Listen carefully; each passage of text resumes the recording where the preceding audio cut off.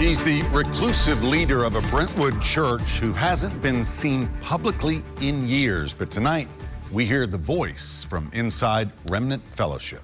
Thanks for joining us here at 6. I'm Rory Johnston. And I'm Carrie Sharp. The son of Brentwood religious figure Gwen Shamblin recently began speaking out about life inside what he calls the cult his mother founded.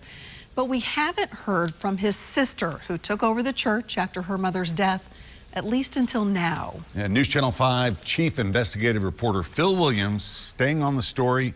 You have never before heard recording, right? That's exactly right. And in that recording, Michael's sister, Elizabeth Shamblin Hannah, declares her intention to take her mother's following to the next level. It's a notion that people who say they've been hurt by Remnant find difficult to accept. But you know what? People get misunderstood all the time. Sweet little Dolly Parton, she was misunderstood for a long time. Are you kidding? Helen Bird was, by her own admission, triggered. Every fact wrong. The voice on the recording, a reminder of her 10 years in the church started by Gwen Shamblin. Love God first. A church that Bird now sees as a cult, but instead of being Gwen's voice, and you are so important to God. The voice belonged to her daughter, Elizabeth. She sounds a lot like her mother. She didn't before. She absolutely does, and I think that that's probably what was most triggering. I want to make a difference. I want to make history. I want to start a movement around the globe. The recording was from inside Remnant Fellowship earlier this year, as Elizabeth Shamblin Hannah insists she's now ready to pick up where her late mother left off. My mother started it, and I want to not only keep it going, but to expand it around the globe in such an exponential level that anyone who sees it can pick it up and get it. They're still spewing this propaganda. You know, they're still sticking to their guns, and they know that it's not the greatest place on earth. It's the sickest place on earth. Her goal, Elizabeth says, is to become famous in heaven. I want my name to be written in heaven, and I want to be friends with the greats. And I want them to know that every day I woke up, that I was not here for myself. I was here to make the movement happen. It's incredible hubris. You know, it's wow, really? I have so much sympathy for my sister. This comes as Michael Shamblin speaks out against the church where he was once a leader, though he's still reluctant to say anything critical of his younger sibling. Elizabeth's husband was killed in the same plane crash into Nashville's Percy Priest Lake that took the lives of her mother and other Remnant leaders.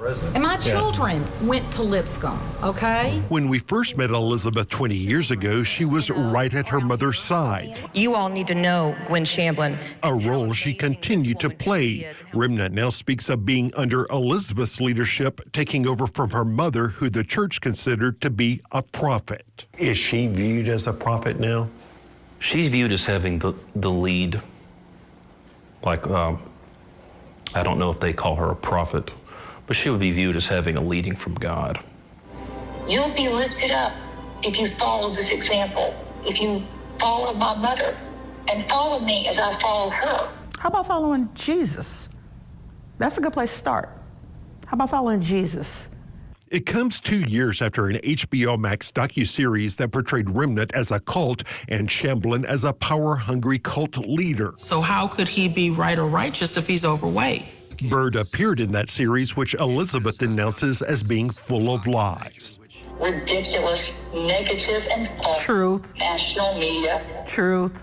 That is so ridiculously true that it is difficult for me to even watch. She's mispronouncing true.